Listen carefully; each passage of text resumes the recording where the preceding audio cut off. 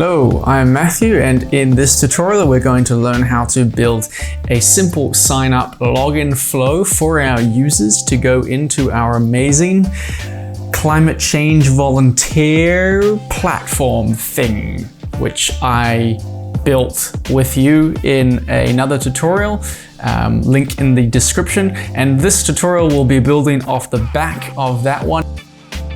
Let's start from the perspective of a user, because that's always, it's going to give us some direction.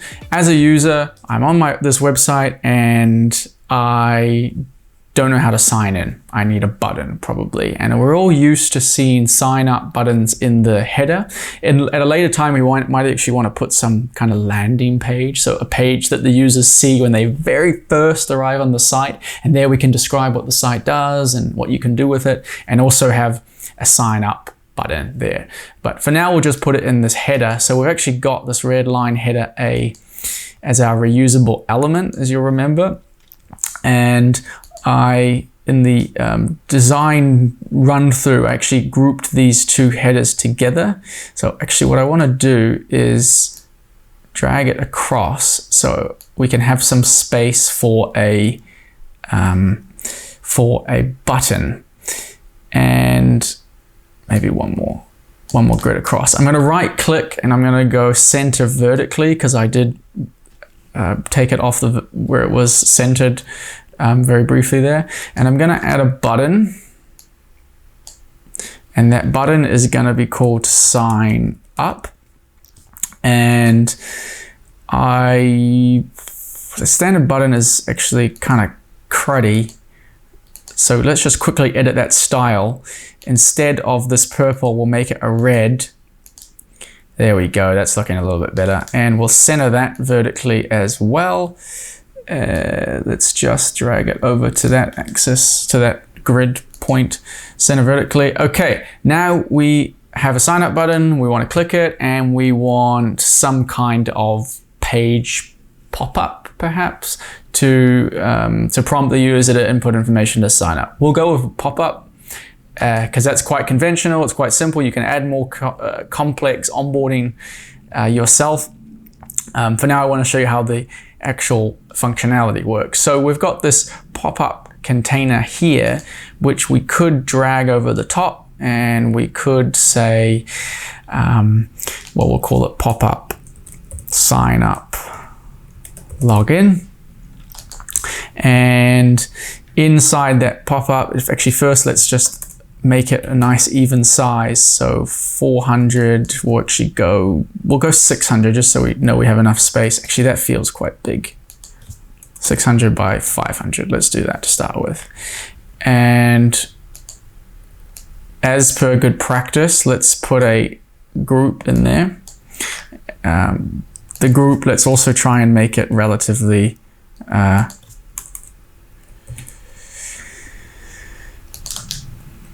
what is the word I'm looking for here? Like even, That's why I made it 360 by 460. So it's just a bit even, and it sits with the grid nicely. This is group main, actually, or master, you might want to call it. And we'll add some text just to say sign up. We will make it bigger, and then let's just chuck some inputs in here. So the inputs, let's also keep them at a nice even size, so 40, and we'll drag that so that it's in line with our sign up header. And here we might want to collect the name of the person who's signing up, because then we can use that name later on.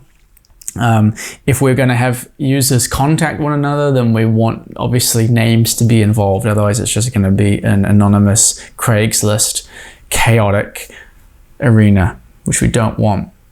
So we'll put the placeholder as first name. I do like to collect the first and the last name. Obviously, if you have two people with the same first name and that's all you collect, and that's going to get confusing too. But especially if you're collecting payments and this kind of thing later on, It's always good to have that information. And we will want to collect their email address. Feels like this input is actually further. See, it's 22 pixels from the left, and this one is 25. I couldn't quite get the snapping to work. In fact, I might turn off snap to edges and grid, and just snap elements to edges. Geez, I can't even speak. And this one we'll call email. And the nice thing you'll notice is that the name of the input itself is changing depending what we put here in the placeholder. So that's super handy that Bubble does it for us. Saves us a step. We want to change the content format to email. If you remember, the reason being, if we put in some information, if we put in a non-correctly formatted email, then we'll get some kind of notification from Bubble. This input will go red. Sorry, what we're doing next, we're going to add a password, because we all know that you need a password when you log on to a website. It's just the way it works right now until we have eye scanning or face scanning technology everywhere you go. What a dream. Password confirmation. That's why I made two. That's why I made two password inputs, huh? Yeah, that's why I made two password confirmation inputs. Jeez. Password confirmation, and obviously, you know, you can change this text. So you could actually put a little descriptor above all of these in text form and just say, please type your password again. You know, it really depends a lot on who the audience is. You know, if this is an app that the retirement home are going to use, then you probably want to give them some pretty detailed instructions. Type H, type K. Silly. The password inputs, we also want to change the content format, and in this case we want to change it to password, and you'll see why once we actually pull this pop-up up. Well, I'll give you a little hint. It's so that you can't read what the person types in here, or somebody else looking over their shoulder can't read. Let's just see how that works already now. So we've got this pop-up which we've created, which is quite lovely, and now we obviously need to trigger it to appear. So the way to do that, if you recall, is clicking Start Edit Workflow in here, or you can also set it up from the workflow by saying click here to add an event, an element is clicked. The first way is a bit more intuitive. And then we can say element actions, either show or toggle. The difference between the two, show will always just show that element no matter in what state it's already in, but toggle will do the opposite of the current state that it's in, the two states being shown or hidden. So if it's hidden, it'll show it. If it's shown, it'll hide it. Pretty sophisticated stuff. Show the pop-up sign up login that we just created when that button is clicked. And now let's preview this from our, close that because we don't need it. From our index page, sign up, and here we go. Here's the input. So these inputs, as you recall, have this, I think this was default, we haven't changed this highlight around the text. The email, you'll see if we go Gavin HG, nothing will happen.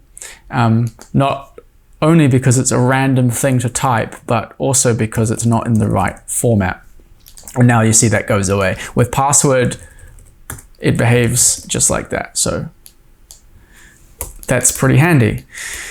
So now we have all this information. We need obviously to do something with it. And that thing that we want to do, surprise, surprise, is going to be to sign up the user. So we'll need to add a button. If I go back to our red line header, and see the pop-up sign up login. One quick note, just in case you were wondering why we created this pop-up within the reusable element, the red line header. Why didn't we just create it here on the index page? You know, we go pop-up, and you know, this is our sign up pop-up. Let's pretend, and then why can't we go over here and that's why. So we can't actually tell any instructions to this header within a page in which it's located, because it's a reusable element. So the reusable element has its own set of logic, it lives on its own page, and it just sort of gives us the right to place it on other pages. But if we want to actually tweak anything with that page itself, then we have to tweak anything to do with the behavior of the element, then we actually have to go to the reusable element and change it there. And since part of this behavior is going to be showing a pop-up, that pop-up is actually going to live within the reusable element header element. So I'll have to remember to delete that pop-up that I just did to show you that example, and I go back to our red line header.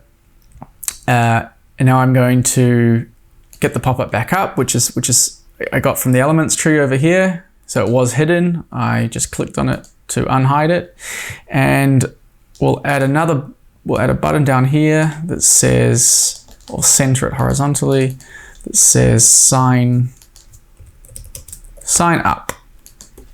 And when we click that, we want some stuff to happen.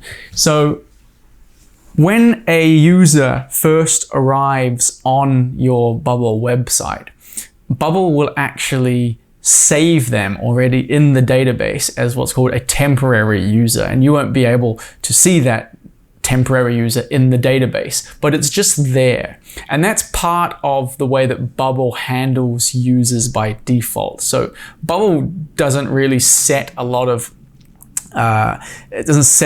rules as by default about the way in which you should program your applications, but it does have some built-in functionality for users.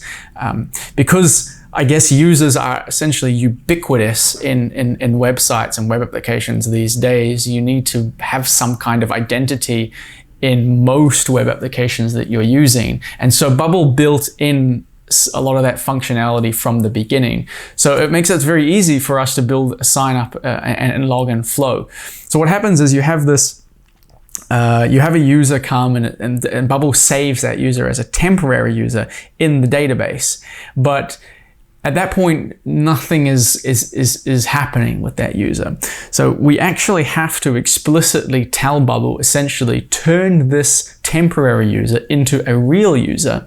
And the way we do that is with the sign up login, or sign up, sorry, behavior. So going back to our app for a second, just to set this in motion, if we start this workflow by clicking, what will happen when somebody clicks sign up? We have under account, which is sort of the subcategory of all actions related to users. We have the first one on this list, which says sign the user up. And if we actually go see reference, it'll give us a set of instructions about how this action actually works.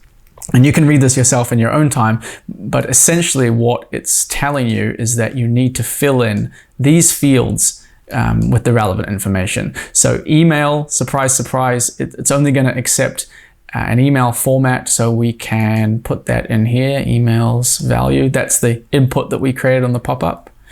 And the password, we go input passwords value. This handy little checkbox here is going to make our password confirmation input not feel so useless. So we can connect it over there. And we can also actually send an email at this point already when we sign the user up to the user.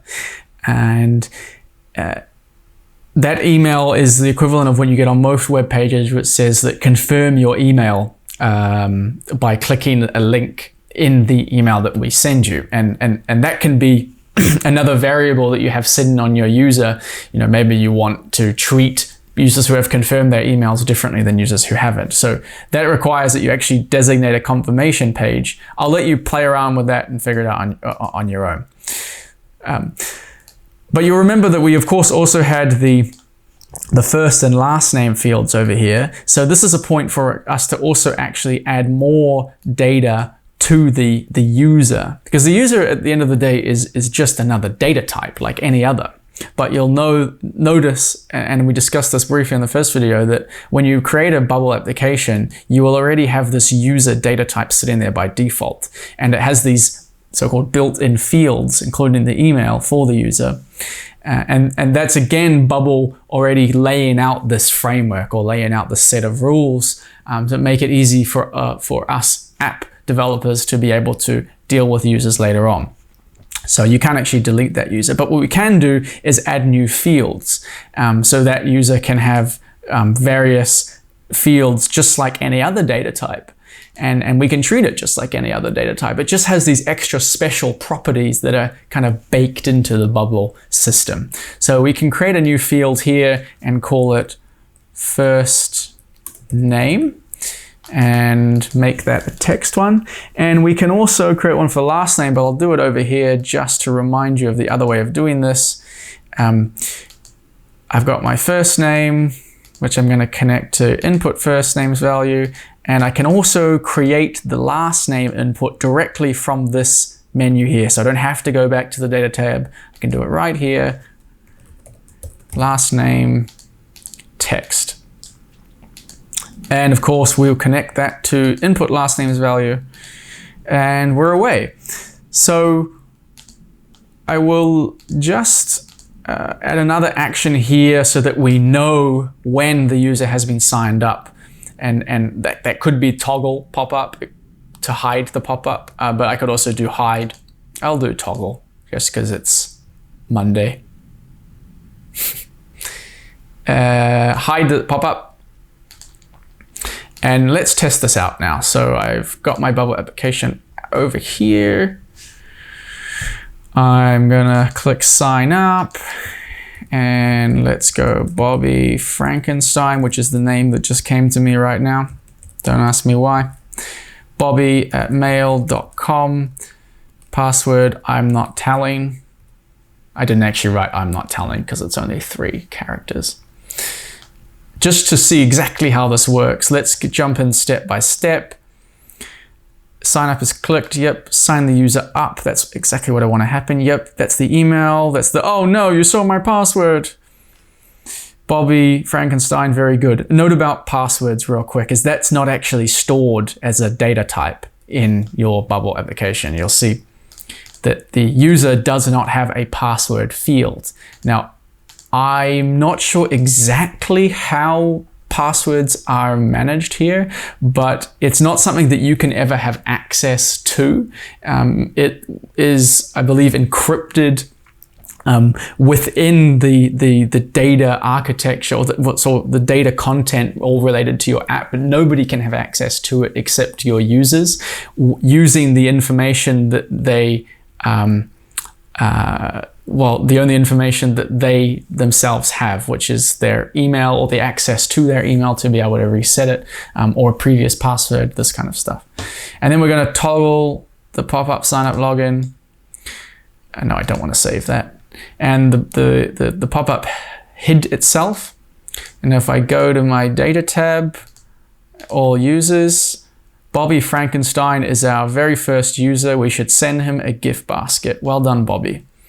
So, sign up is now complete. We have sign up functionality. But of course, what happens when somebody's already signed up and they're just not logged in? Or an even better question is, now that he's signed up, Bobby signed up, the website doesn't look any different to him. So why would we still have the sign up button over here? So let's just do some small tweaks in real quick fashion. This sign up button, maybe we actually want to change this to a log out button. And there's a few different ways that we can go about this. We could create a new button. We could put it over the top. We could call this log out. We could say when the current user isn't logged in, this element is visible? No. But when the current user is logged in, this element is visible? Yes. In fact, we don't actually need this condition at all, isn't logged in. We can just say this element is visible on page load? No. And that'll just mean that that element will by default be hidden unless we say explicitly to show itself. Which is always a scary demand, no matter who it's made to show yourself. But in our case, it's absolutely essential, and the logout button only has one job. In fact, we should also implement similar functionality here. So when the current user is logged in, then we want to hide this sign up button. And now, indeed, we have the logout button up here. I'll just quickly show you, because it gets into some conditionals to do with workflows that I think are quite important to learn, the alternative way of doing this. So, where's my logout button? It's there. Well, let's just delete that. I should have actually just, yeah, we don't need this condition. Okay, so we just have the sign up button. It's just how it was before. In our workflow tab, we have this button sign up is clicked, but we don't necessarily, what I want to do now is set all the functionality to the same element and just get it to go down a different road depending on whether the user is logged in or not.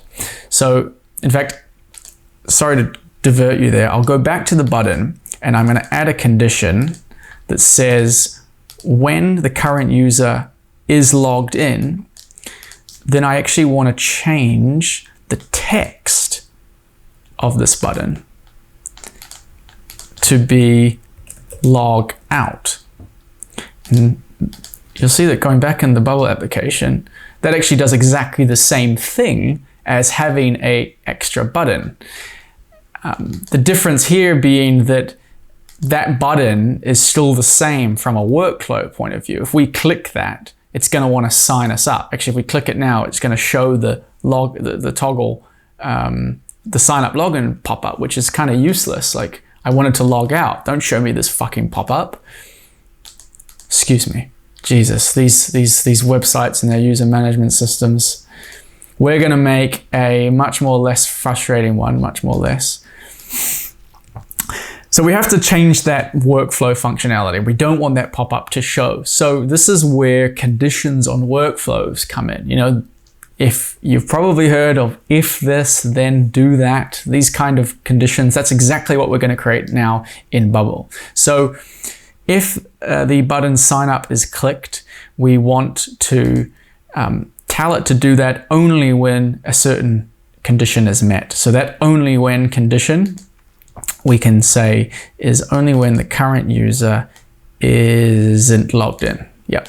And that'll do the same here as preventing that pop-up from going up. The current user isn't logged in. We'll have that as a condition there. We'll copy this. So we have another condition that's going to do what the button should do. When it's a log out, we actually want the user to be logged out, and it probably won't come as too much surprise that Bubble has that action built in as well. But we want that to only happen when the user is in fact logged in. So we're going to change this current user isn't logged in to current user is logged in. And when that happens, we don't want to toggle no pop-up. We want to log the user out, which is under account, and then log the user out. And here we might also add a alert, which we don't have on the screen here. So let's add one here. Oh, entered an unexpected error. I hope that means I haven't lost too much stuff.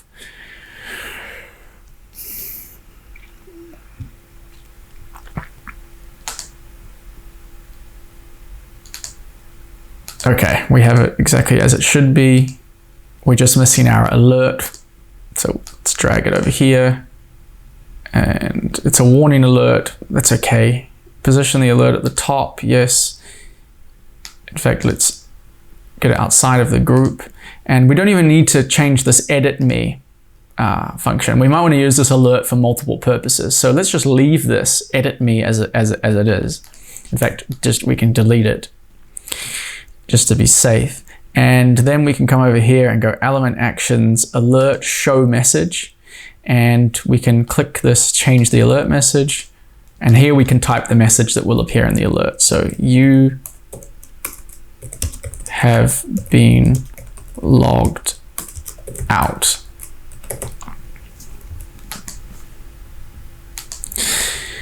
And now, when we go to refresh this, we go log out. You have been logged out. Very, very good. Now, it's quite easy to see if you're logged in or not if we add a little bit extra sort of intuitive functionality here that you would expect to have on most websites. So this alert is already annoying me, so let's remove that. You might also want to see your name, or in Facebook when you're logged in, your profile picture is there, some kind of indication when you're just looking at the page that you're logged in or not, besides from whether the button itself says log in or sign up. And we can also use that at this stage as a sort of a check to ourselves. I'm going to put grids back on here. So now just a grid. As a check for ourselves, I'm moving this button, by the way, with the arrow keys. So there I can make more granular changes, and it also means that I don't run the risk of dragging this outside of this group. And now, oh shit, oh fuck, sorry. That is the sound of me working normally. So I'm striving for authenticity here. Let's drag that across, center vertically, and we can add a little bit of text here that actually says the current user's first name. And let's make that a little bit fancy. I want to center that vertically. I hope it fits. In fact, Bobby is quite a short name. If we had Frankenstein in there, it might be a bit different. So just to show you what that looks like, if I go sign up and I go Joey blogs, joeymail.com, guess my password. Now we see Joey, we log out, Joey's gone. So that's how that works. So this actually doesn't look that tidy right now. The fact that sign up is pushed so far this way, we might actually want to do this a different way. I don't want to spend time fluffing about with those kind of design things now, because that's something that you can do yourself. I just want it to look relatively clean so that you're not offended just watching me do this. So now we have sign up and we have log out, but what if, Joey, he's come along, he's signed up, he's thought, oh, this is a cool website, and then he logs out because he's in a cafe and he's a little bit scared about his privacy. And then later on, after mulling it over, he decides, yeah, actually, I do want to go to the south of Spain and help restore a forest. Then he doesn't want to have to create another account, obviously, like you don't every time you go to a new account. So we also need this login feature. So we're going to implement this with the same kind of idea when it comes to behavior on that button. So the current user isn't logged in. Yep, we're going to toggle that pop-up. Very good. When the pop-up is shown, we want a way to essentially get rid of all of the unnecessary fields and instead display a prompt to log in instead of sign up. So the way we're going to do that is with conditions once again. And we're also going to now talk about states. So states are a a new aspect of Bubble that we haven't talked about yet, which are really powerful, really useful, but kind of confusing in the beginning, but you don't need to be afraid. So states are sort of a property that you can assign to a particular group, any group, and all the other elements, or actually the entire rest of your app, can see what the state of that group is, and it can adjust its behavior accordingly. So let's just use the example of a silly little card game all of a sudden. And let's imagine that your hand has a state, and that state can either be hearts or it can be spades. And depending on which state your hand is in, you have to either display all of your cards that are hearts or all of your cards that are spades. And the state of your hand can be toggled on and off by some trigger. And let's just use the really boring but relevant example of a button being pressed. So if your opponent presses the hearts button, then that's going to set the state of your hand to hearts. And that's also going to tell your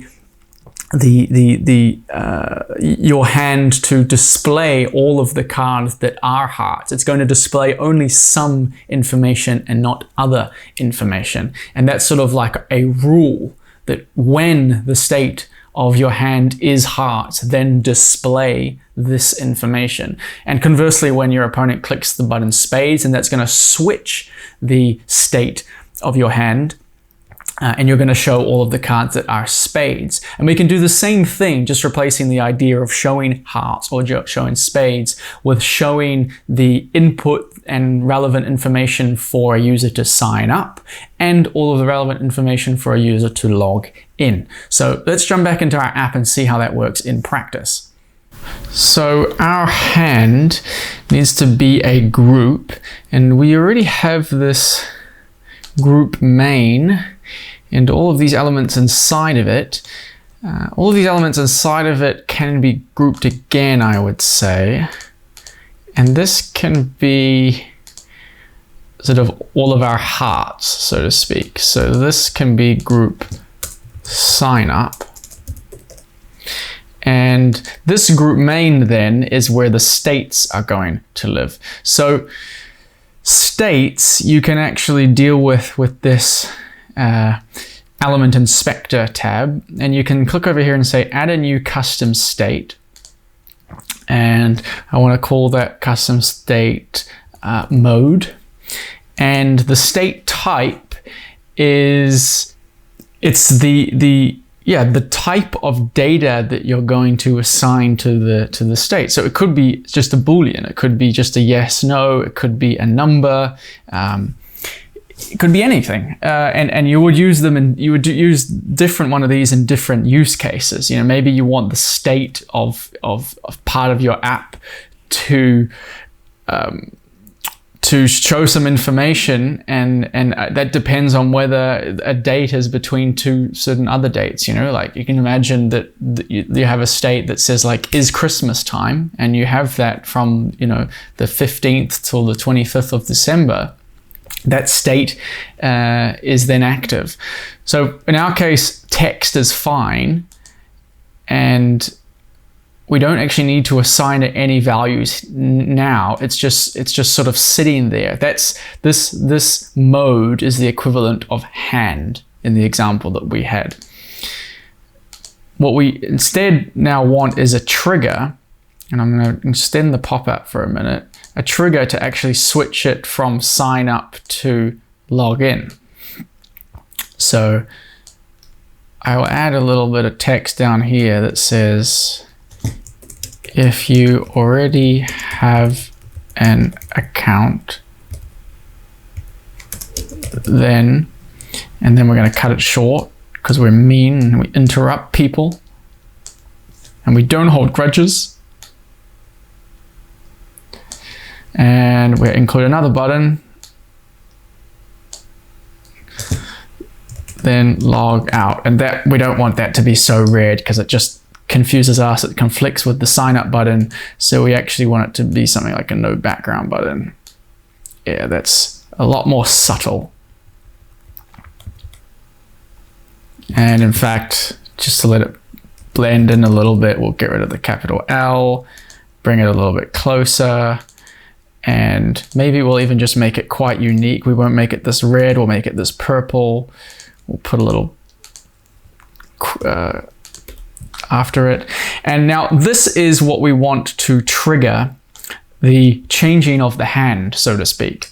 So if we add a workflow to this, we can say when button logout is clicked, we'll go down to element actions and we'll choose this set state.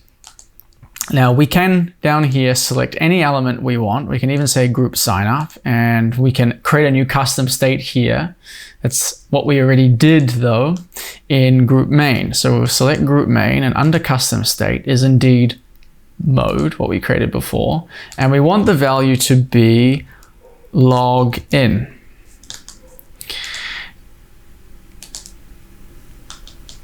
I don't know, yeah, I'm in two minds here, and you realize that I didn't. That should be log in. And just to test whether this works, we'll now add a condition to this group sign up that says when group main's mode is log in, then this element is visible? No. So this is the equivalent of saying, you know, when the hand is spades, then don't show hearts. So we actually have to set the rule of what to do in light of the state here within the conditions tab, but where we actually set whether it's one state or another is actually done in the workflow tab. So it's more like workflow is the action, and the conditional tabs within the elements are more like the reaction. And just to make it even more fun, we'll say when this group, now we're now in group main, this group's mode is log in, then we'll give it a background color. And now we should see for sure whether our states are actually working. So we go sign up, you already have an account, then log in. Oh, Nelly, it worked. It worked. And we know it worked also because we can go to inspect and we can click on group main, and we can see one of these should say, oh, here we go. Sorry, I messed it up the top. Mode equals log in. And that's being reflected in the behavior. So obviously we don't want this condition, so we can remove it. And you know, this sign up is super handy to have, but now we want something to show underneath. So I'm actually just going to copy and duplicate this. And one little sort of side tip, when you duplicate an element like that, not only does this annoying copy come, but I guess it couldn't go any other way. It's also offset by 10 pixels from where it was. So I can, if you want to be super granular, oh, what did I just do? Yeah, 32, 22, and the Y will be 14. And now this sign up and login are actually right on top of one another. So log in, we're now in group login. We obviously don't want the text to say sign up. We want it to say log in. We can delete that, drag email up, drag password up, password confirmation can go away, and that can go like that. This can say if you already, oh no, sorry, if you don't have an, what should I have before? Yeah, you already have an account. If you don't have an account, then sign up. And we could have done this the same way. We could have had this sitting outside of the login text and instead sitting inside of main, if you follow, and then having a condition that says when group main's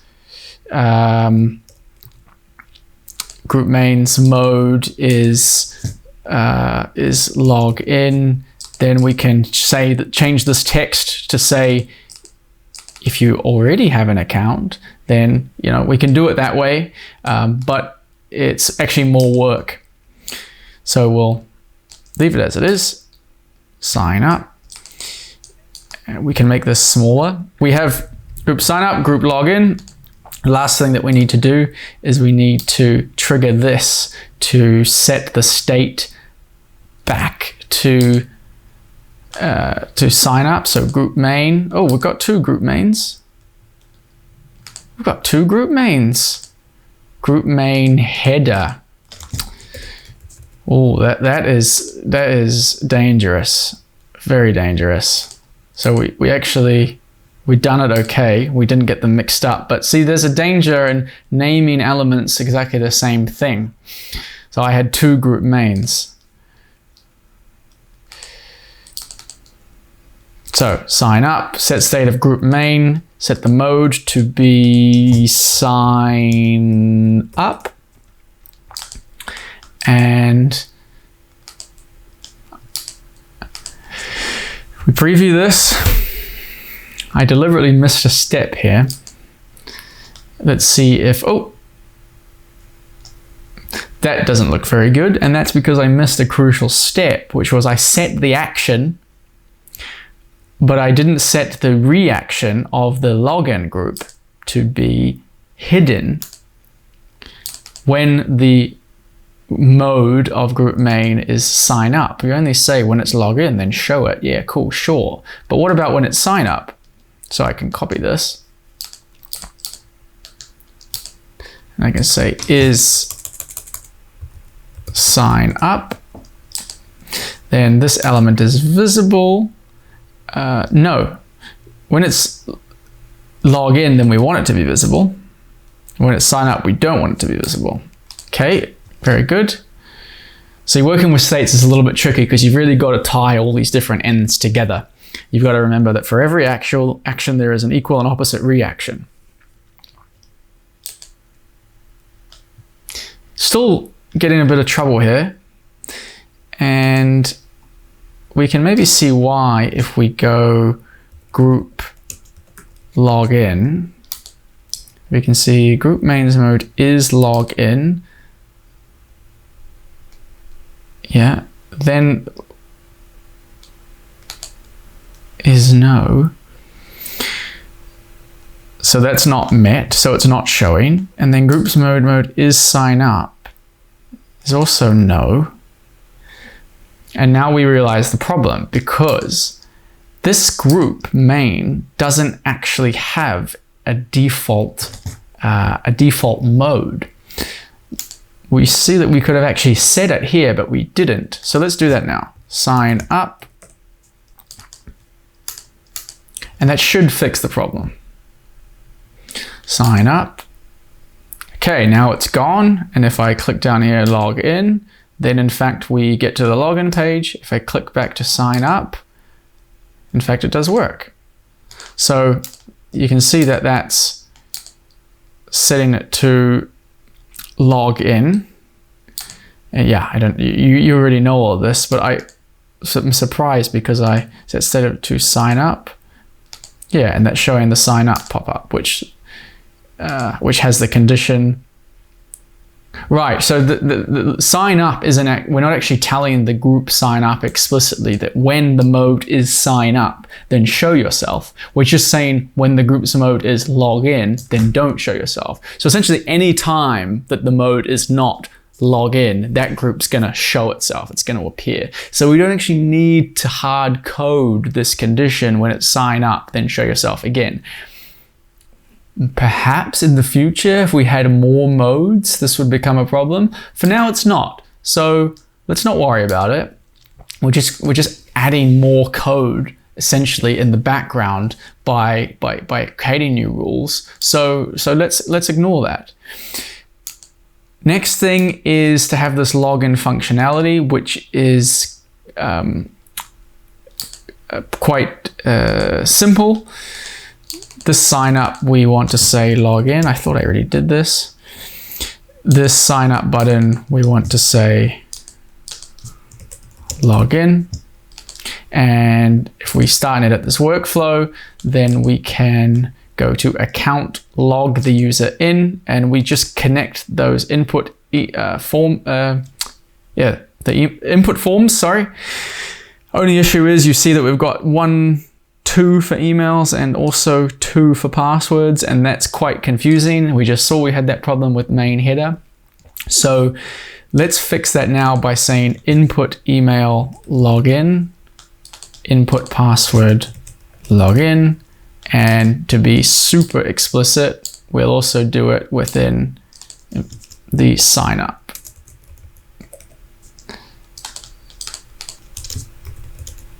Confirmation, we only have confirmation with sign up, so we don't need to do it then. And the reason I'm going through doing all of this is just to show you how kind of frequently you run into all of these sort of small issues that you have to really, you have to hard code, so to speak, the solutions to them. So it's really a matter of test, see what's not working, change it, test again, see what's not working, change, test again. And it's very easy to miss little things for certain elements to kind of slip through the cracks, as it were, and just go off and do something unexpected that you didn't think you told it to do. But it's more a case of, you didn't tell me I couldn't do this. So it's like a kid. Anyway, input email login, that's where we want to take the email from. And the password, we'll take input password logins value. Cool. Stay logged in. Now, this value says that when the user closes their browser, you want to actually keep them logged in. I believe. You can actually look at the reference, which you can do in your own time too. Yeah, keep users logged in after closing this browser. And this sentence here, make this option dynamic with a checkbox, which is a common UX pattern. What that means is that we could, if I hide this sign up and I just drag this down a little bit, I could add another input field here that says checkbox and actually drag it across and call this, change the label to keep me logged in. Stay logged in, keep me logged in, sorry. Then we can set a condition on that workflow that says stay logged in, checkbox keep me logged in is checked. So if it's not checked, then this stay logged in value will be false. And now we can kind of see this in action, hopefully. So sign up, we don't have a login button, but we can easily create one. I do have an account actually, and I believe it was Bobby, one of them was Bobby at Mail. And let me just put in a random password just for argument's sake. And this blue bar is coming across, we get this dialog box. Sorry, that's not the right password. Predictably so, because I put in the wrong password to begin with. But that is, sorry, I'm getting lost here. That error message is actually something we can tweak under the languages tab here. We could say, when the password is incorrect, then you can change this message to say something different. That's not the right password. Fool. I was going to say something a bit more offensive, but it's not really nice to be mean to people. So I shouldn't even really call him a fool. But he's my friend, so he knows I'm joking. You're like, what is this guy talking about? Even I don't know. Ah, I put in the right password then, because I'm a fool. I'm the fool. But it seemed to work. Here we go, Bobby is logged in. And if we log out, then Bobby is logged out. And if we add some more shit to the password, and in fact, yeah, now I am the fool. So that all works. So I'm not the fool. So this is all pretty nice. We might want to add a login button up here. I'm gonna show you something here which might annoy you, which is that we didn't actually need to build all of this ourselves. You can tell that this is probably a pretty common piece of functionality, a sign up, login, pop-up, and you'd be right, because down here, Bubble has actually quite conveniently for us created the sign up, login, pop-up as a reusable element. It provides as a default template. So if I go into this and edit it as its own reusable element, I actually have the elements here, and they have all of the relevant workflows, including things like send reset password. So you can have a if you've forgotten your password, so I'll hide the sign up and show the login, all the stuff that we just created. If you click this forgot my password, then there's also a built-in or baked-in piece of functionality that Bubble provides, where you can send a password reset email with a link that if the user clicks it, then they'll be taken to a page where they can change their password. And you'll notice that password reset page is also provided by default in every app. So here it is here. And this is pretty straightforward. It's not worth me holding your hand walking through this, but just know that it's there, and that this sign up, login, pop-up, since it already exists, if I was to build this again, I wouldn't actually build it from scratch, because we just essentially replicated what already exists. I would just take this and I would tweak it. It'd be different if I was integrating the sign up, login flow within a different onboarding experience. You know, say I'm walking users through a page, and that page has a video on it or some images, and then after they put in their name, they say their location. And if I want to create a little bit more of a narrative around the onboarding process, particularly if they're adding in more information than just name, email, password, then I would actually create that onboarding. I would create that sign up flow myself. But at least now you have a sense for how it's actually working under the hood, because now you can adapt it and tweak it, and put it in a way that makes sense in your own application. What's missing from our app at this stage is something a little bit more sophisticated for when somebody is logged in. So at the moment we just have, well, let's go bobby@mail.com 723, and we're just showing Bobby up here, but and we actually still haven't hid this login reusable element. So I would also add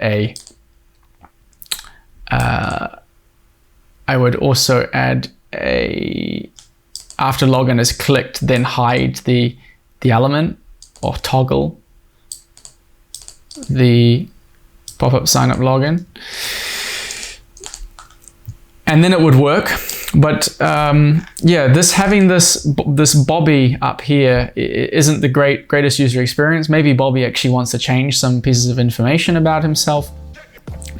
Maybe he's already inputted things like the name of his organization, and he wants to tweak some of those things. So that's the kind of stuff which we'll tweak in the later videos. So not just now collecting some information and signing up a user, but let's bring those two data types together, and let's actually allow a user to edit the information about themselves or about their volunteer listings in the future based on things that might change. So that's what I'm going to cover in the next couple of videos.